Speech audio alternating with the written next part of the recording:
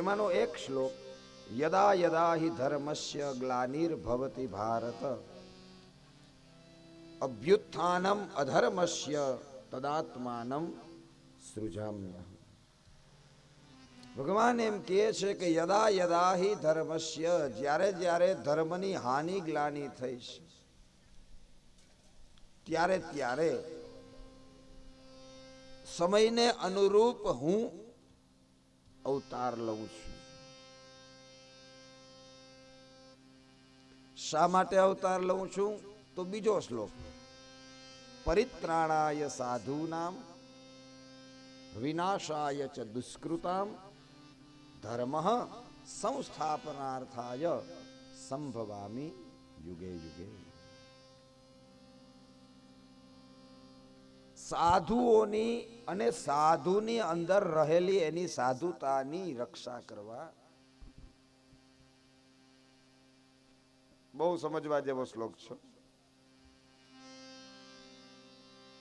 સાધુની રક્ષા કરવી અને અંદર રહેલી સાધુતાની રક્ષા કરવી, આ બેમાં ઘણો ફેર છે. સાધુની રક્ષા તો થઈ શકે,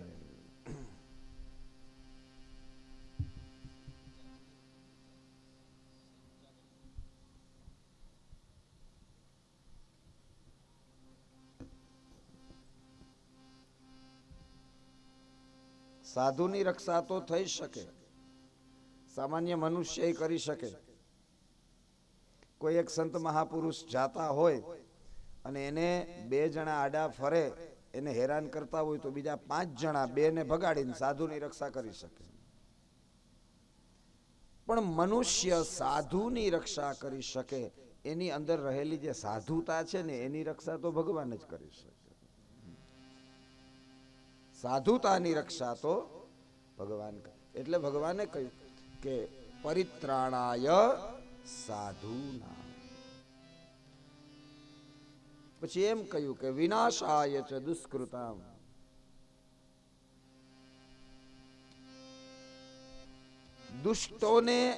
દુષ્ટોનો વિનાશ કરવા માટે.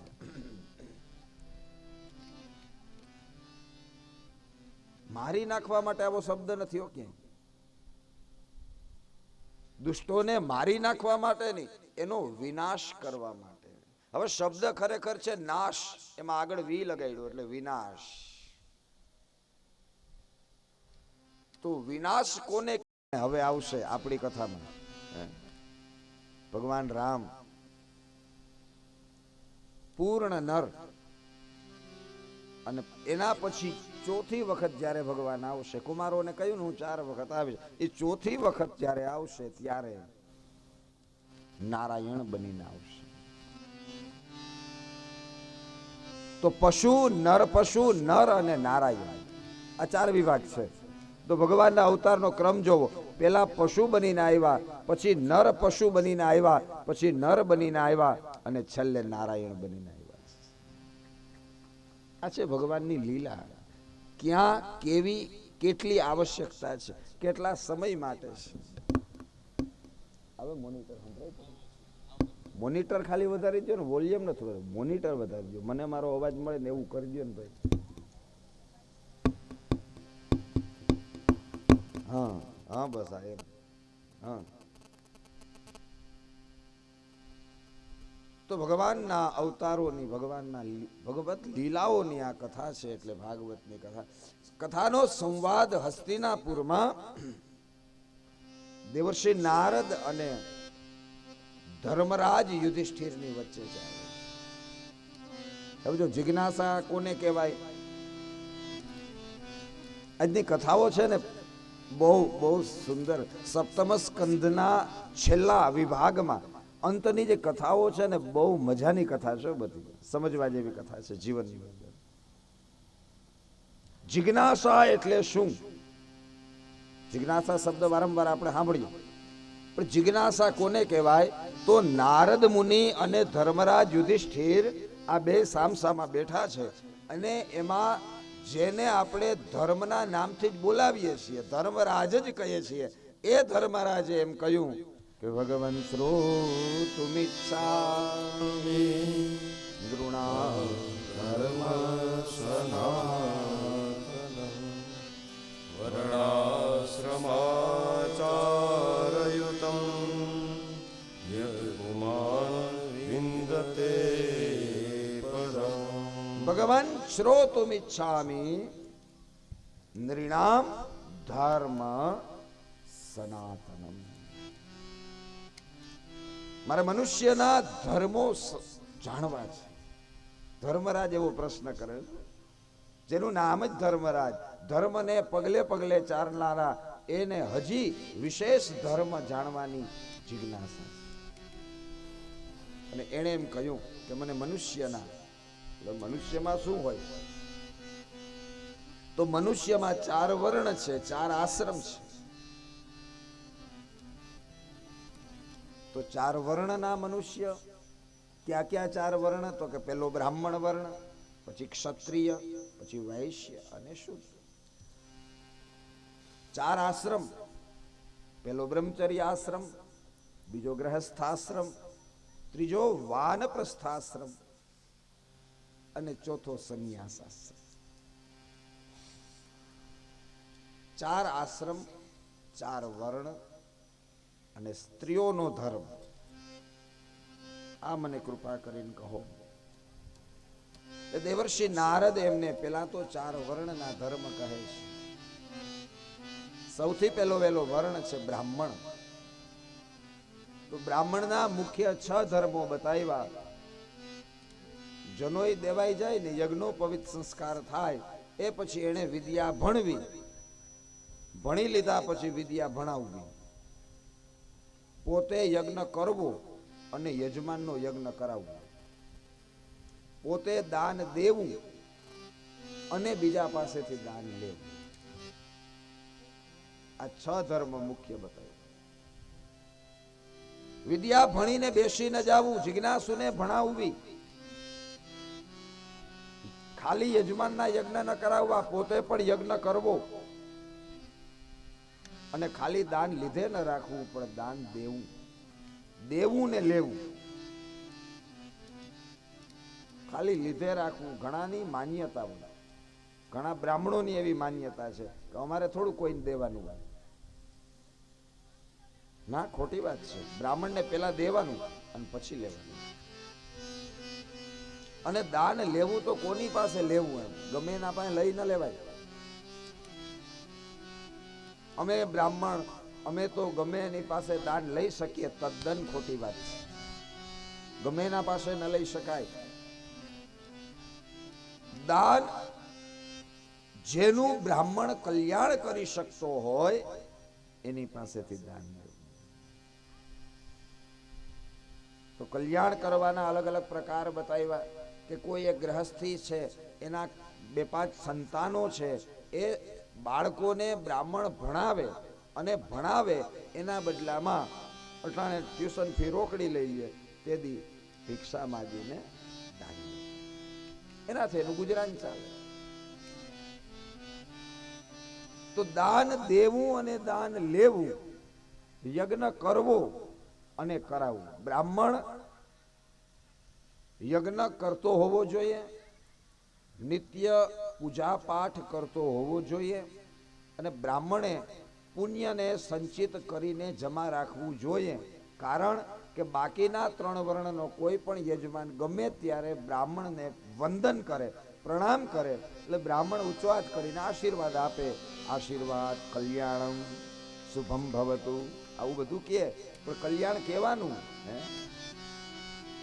આપણી પાસે આવીને કોઈ એમ કે ભાઈ જરાક 200 રૂપિયા આપશો, તો 200 રૂપિયા દઈ કયા રે શકીએ? આપણા તો પાકીટમાં હોવા જોઈએ ને. બ્રહ્માજીએ કહ્યું હું અમર નથી, અને હું અમર નથી તો તમને અમર ન બનાવી શકે. એના જે બ્રાહ્મણ પાસે પુણ્યનો જથ્થો હોવો જ જોઈએ, અને જથ્થો હોય તો જ બીજાને આશીર્વાદ દઈ શકાય, નહીતર શું આશીર્વાદ? માટે યજ્ઞ કરવો, પૂજા પાઠ અનુષ્ઠાન ઉચિત સમયે કરવા અને એનાથી પુણ્ય સંચિત કરો. પવિત્ર હોવો જોઈએ બ્રાહ્મણ, સત્યવાદી હોવો જોઈએ, શાંત હોવો જોઈએ, સાત્વિક હોવો જોઈએ. આ બધા બ્રાહ્મણના લક્ષણો કયા છે? અને બ્રાહ્મણ પછીનો વર્ણ આવ્યો ક્ષત્રિય. ક્ષત્રિયોએ શું કરવું?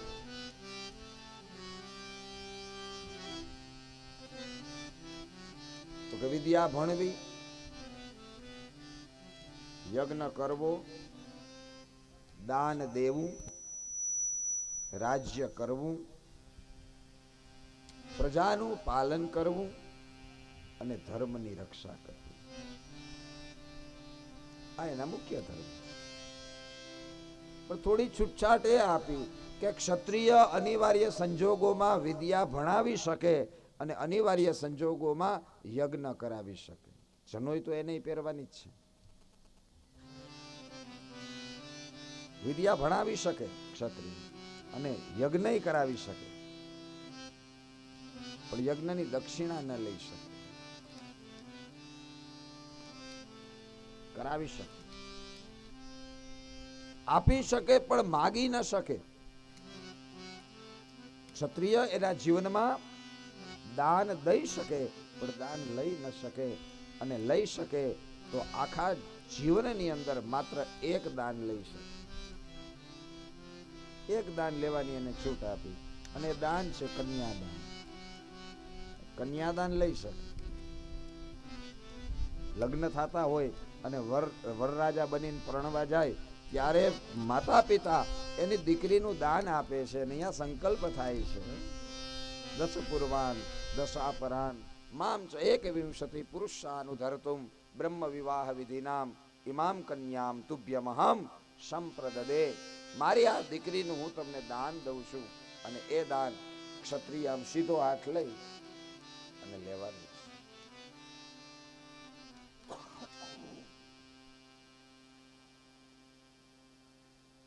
માગી ન શકે પણ યજ્ઞમાં બેઠા હોય ત્યારે આશીર્વાદ માગી શકે છે.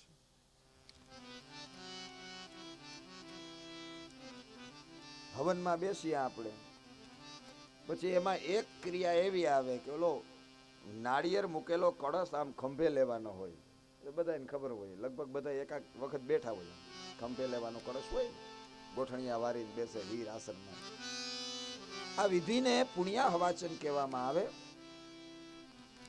અને પુણ્યાહવાચનના સમયમાં ક્ષત્રિય બ્રાહ્મણો પાસે બ્રાહ્મણોની પૂજા કરી અને 5 આશીર્વાદ માગી શકે છે કે હે ભૂદેવો, હું આજે આ યજ્ઞ કરું છું તો આ યજ્ઞથી મને પુણ્ય મળે, આ યજ્ઞથી મારું કલ્યાણ થાય, આ યજ્ઞથી મારા ઘરમાં રિદ્ધિ સિદ્ધિ થાય, આ યજ્ઞથી મારું આયુષ્ય લાંબુ બને, અને આ યજ્ઞથી મને સારી દૈવી અને સદલક્ષ્મી પ્રાપ્ત.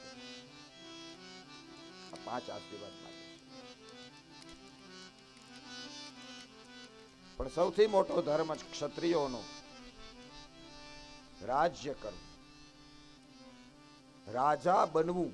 પ્રિયવ્રતને ભગવાને એ જ કહ્યું કે જંગલમાં જઈને સમાધિમાં બેસી જાવી ના હાલે, રાજ કરો, ધર્મની રક્ષા કરો, ધર્મનું પાલન કરો. સમાજને રાજાની જરૂર છે, અને સારા રાજાની જરૂર. તો ધર્મનું રક્ષણ કરવું અને રાજ્ય કરવું એનો સૌથી મોટો ને મુખ્ય ધર્મ. વૈશ્ય વર્ગ છે, જેને આપણે વેપારી વર્ગ કહીએ, એને વિદ્યા ભણવી, વેપાર કરવો, પશુપાલન કરવું, ખેતી કરવી, અને જે કાંઈ વ્યાપાર કરે એમાં થોડો નફો મેળવવો, પોતાનું ગુજરાન ચલાવવું, અને સંપત્તિ ધન છે એનો સંગ્રહ કરવો, એ ભેગા કરવા.